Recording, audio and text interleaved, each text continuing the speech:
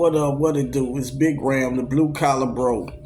It's time for that post workout meal, man, and post draft discussion, man. As a Saints fan, you know what I'm saying? I always start that thing off with my protein shake. You know what I'm saying?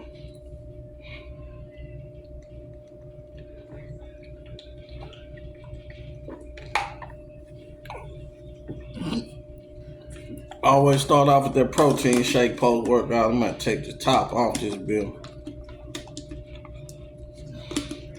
Drink it through that little knob, cause that ain't gonna work for me.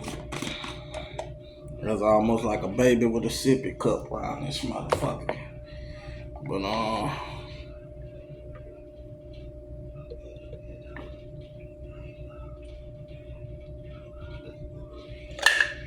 got my protein down, man. Man, yesterday,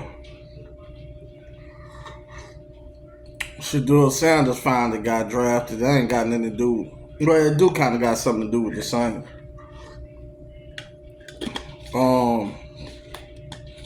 The kid from Texas, Quinn Ewers, he went late yesterday.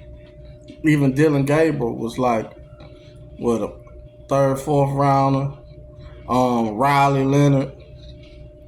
I'm saying all that to say this. All those kids I just named was better than that quarterback the Saints drafted in the second round. They could have used that pick if they wasn't going to draft Shedeur, Milroe, even Will Howard. I like Will Howard, man. Got his team, won the national championship. Had success at two different programs. And if you good at Kansas State, you could be good anywhere, bro. And there ain't no slight at Kansas State. It's just a rough place to play because of the weather and just in the Big 12 conference, you know, you necessarily ain't at Kansas State. You're not going to have no easy road to the conference championship, but they always seem to be there, though. But, yeah, man, all those kids were better than the kid the Saints settled on, man, in the second round, bro. Like, a couple things are evident, bro. It was some collusion going on against the Sanders kid. I don't care if they picked him or not, as long as they would have made a better pick than what they made. You know what I'm saying? If they had picked Jalen Milroe right there, I would have been happy. If they had picked Will Howard right there, I'd have been happy. Jackson Dart was gone already. You know what I'm saying? Even if they had picked, I ain't gonna say Dylan Gabriel, because I think him and Shedeur better than Dylan Gabriel. But Dylan Gabriel's a good quarterback. But man, you could have got you another interior defensive lineman right there, and you know, got your defense better, man. It's a lot of good players still on the board right there. You could have got you another safety, because we do need some secondary help. You did eventually get you one, but man, the kid from Michigan, the cornerback, was still on the board, man.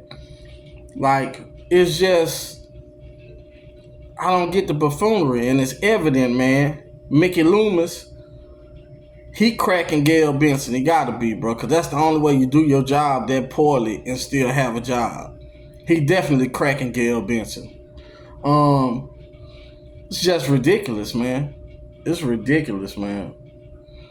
I damn near, you know, ain't nothing in the world say you gotta be a fan of a team forever. I'm definitely thinking about switching my allegiance as far as fandom go. Because, man, it's like, they better give Spencer Rattler a real chance to be the starting QB, man. That's all I got to say, man. You know what I mean? Spencer showed some flashes at times, but he never got an opportunity with the ones. When he was starting and playing, everybody was hurt. Everybody was out. He never got an opportunity with the full starting unit. And then this offensive line at full strength, especially with the Banks kid added on to it. Oh my God, man, this offensive line is gonna be good. It's gonna be one of the top lines in the NFL. So I say give Spencer Rattler a real opportunity. I know the new coach like to choose their quarterback, but man, Tyler Shough will have Kellen Moore fired in 3 years. You know what I mean? And I don't get it, man. You know, it's a lot more better quarterbacks. I don't care about the race of the quarterback. I don't care. You come from the Eagles, what would be a better comp for Hurts than Milroe? Even though I do feel like sometimes the team win despite of Hurts, because like Hurts don't really, even with them good weapons he got on the outside, he really don't push the ball like he should throwing the ball. You know, a lot of what they did on offense this year had a lot to do with the success of Saquon Barkley, which is another reason you could have did something better with that pick than what you did with it. You know what I mean? But yeah, if you wanted to get a player that kind of reminded you of yourself, why not Will Howard? Why not Riley Leonard? You know, why you settle on that kid you settled on, man? Somebody that has a past of being out for the season-ending injuries. I just don't get it, man. Do you not want to win? And man, I'm glad the Sanders boys, they both signed to teams, man. And Cleveland, they think they slick. They had the black dude speaking on draft should do it at the press conference or whatever. But I didn't really like their tone, though. You know, because you're telling us stuff that we already know, but it's like you talking to the Sanders family. Nothing would be given to you. You have to earn your spot. It don't matter where you drafted at. Everybody knows that. Like that's not nothing you should have to say at a post-draft press conference. You know what I'm saying? And you talking specifically towards that one player. Did you tell Dylan Gabriel he got to earn his spot? You know what I'm saying? Did you tell all the other kids you drafted they got to earn their spot? Judkins and the rest of them? Come on, bro. Because Jerome Ford pretty good last time I checked. You know what I'm saying? Like, man. It's just, it's stupid. But I tell you what, if that kid hit that quarterback, though, if he a success, and by y'all drafting him in the 5th round, that means that's less years he going to be under contract. Because guess what? Ain't nobody really standing in front of him for the job but Dylan Gabriel. He got to beat Dylan Gabriel out. Because old ass Joe Flacco is not he ain't no good option at quarterback. So, this kid beat out Dylan Gabriel, which I ain't gonna sleep. Dylan Gabriel's a good player. I like Dylan Gabriel. He just undersized, but shit, if you know what you're doing and your timing right, size don't really matter like that. Which, you know, this kid played at a high level for a long time. But, and then again, I don't know though, because when Dylan Gabriel played at Oklahoma in the Big 12, just like Shedeur played in the Big 12, he was not that effective. Why you think he transferred to Oregon? He wasn't that effective at Oklahoma. Shit, Oklahoma had money. Oklahoma would have paid his ass if he was worth the money. He was not that effective at Oklahoma. You know what I'm saying? Not at all. Matter of fact, I think he lost his job at Oklahoma. But he had success at UCF. He had success at Oregon. The Big Ten, it's a good conference. He did pretty good in the Big Ten, man. He beat Ohio State in the regular season. You know, he looked pretty good. He looked pretty good in the Big Ten. So, you know, we shall see, man. It's going to be a good quarterback battle, though. It's gonna be a good battle, man. I think Hard Knocks ought to do Cleveland just because of the intrigue. But like I was saying, he who laughs now will cry later. If you laid around there and you treating this kid some kind of way, all 32 of the teams, guess what? If that kid is a success at quarterback, man, and commands hits free agency as a successful quarterback, ooh, you gonna pay. You gonna pay on the back end. Oh, the last laugh gonna be his. It will be. And I like Shiloh Sanders to the Tampa Bay Buccaneers. I was hoping he got drafted, but he signed as a free agent. That kid's a tough kid. He plays hard. He earns everything. Like he ain't. You could say Shedeur kind of. I was a youth coach, and I had a son that played ball. I watched daddy ball from the youth level all the way up through high school, and I'm one of them coaches. I didn't hold my kid hand. When my kid got up off my level, I let him go play for other coaches and learn from other people and hear different voices. I did the same thing with him and my nephew. And my nephew playing running back right now at the Naval Academy. I did the same thing with both of them. And I didn't mind letting them go hear another coach's voice and other people's voices. Because guess what? You can't hold their hand through life. Not just football, through life. You can't hold their hand through life. You know, so like but Shiloh, he kinda like he didn't really get that handheld treatment like Shedeur got. You know what I'm saying? He had to get it out the mud. Then he kind of took a step back to come play for his dad because he was at South Carolina and he was playing. He was at a SEC school and was playing. You know what I'm saying? He kind of took a step back. He took a step back on his career by coming back to play for his dad. Because going from South Carolina to damn Jackson State, man, that's a step down, a big step down. And he played good at South Carolina. He didn't have to take a step down, but he went to play for his dad. He kind of remind me of LiAngelo Ball to a degree. If he was to be one of the brothers, if you compared the two sets of brothers, he would be the LiAngelo Ball of the Sanders. He kind of got the raw deal out of the brothers. You know what I'm saying? Because even if I got a head coaching job, ain't nowhere in hell I would have let my son leave South Carolina to come to Jackson State. And yeah, I'm criticizing Deion Sanders on that. That was a bad decision. You know what I'm saying? Like that kid, he sacrificed everything just to play for his dad. And you know, and he had no upside for doing that because he was already at a SEC school. And like it or not, PWIs are better than HBCUs, especially when you're trying to get to the NFL. So, man, it's you know, he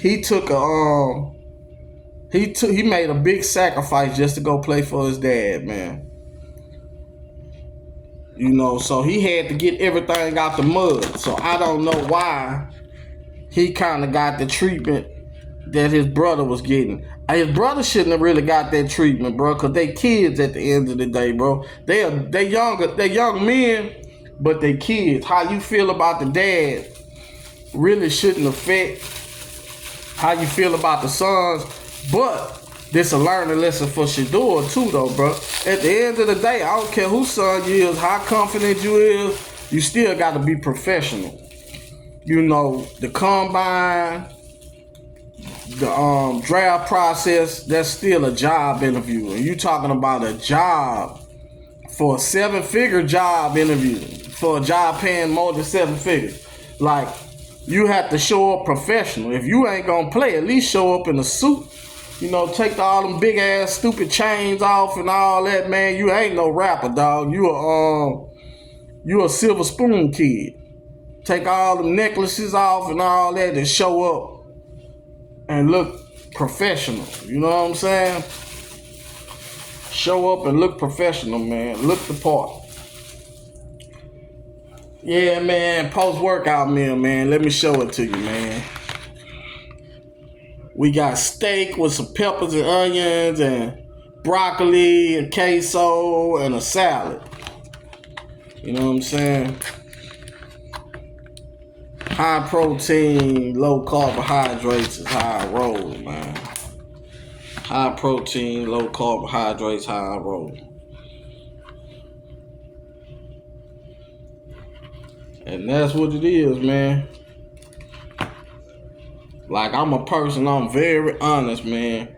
Like, I ain't, you know, you have a lot of people use the term be on code and all that. Nah, fuck that. When our people ain't right about something, they ain't right about something. Because you know, you was going to be judged unfairly anyway, just because of whose son you was. But you don't give nobody nothing they can say about you. You show up with your dot your I's and cross your T's, man. You show up professional.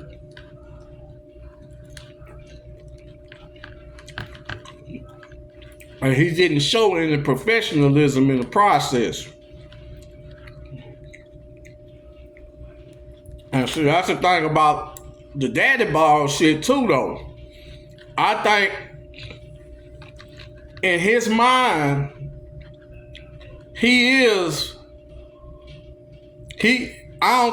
think he thinks he's better than he actually is on the field.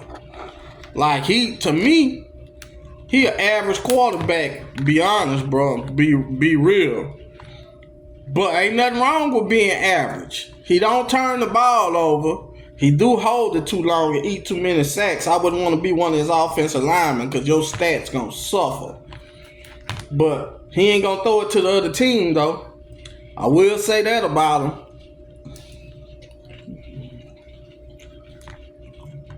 That's why he got such a high completion percentage, because he eats so many damn sacks.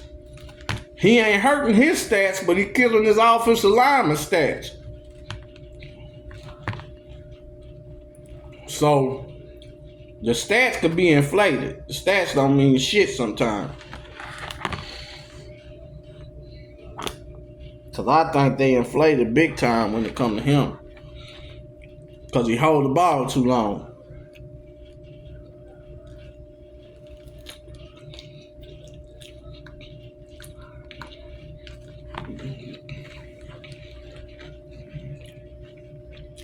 But yeah, man,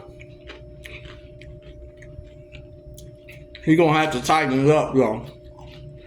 Like I say, he could get the last laugh, though.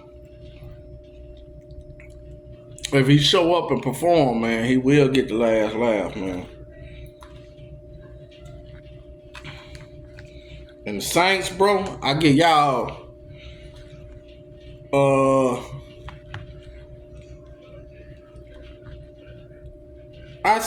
I give y'all a C draft grade, because I did like Banks, man, in the first round.